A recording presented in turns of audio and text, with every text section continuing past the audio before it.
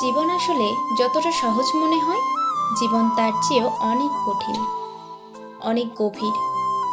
সব সত্য জানা যায় না, আর জানা উচিত নয়।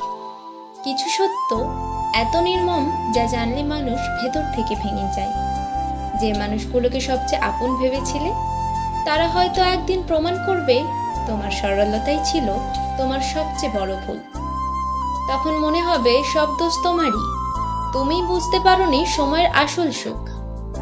নিজের প্রতি ঘৃণা জন্মাবে, নিজেকে তুচ্ছ লাগবে, কিন্তু সেখানেই তোমার শক্তি দরকার, ক্ষমা করার মতো সাহস দরকার।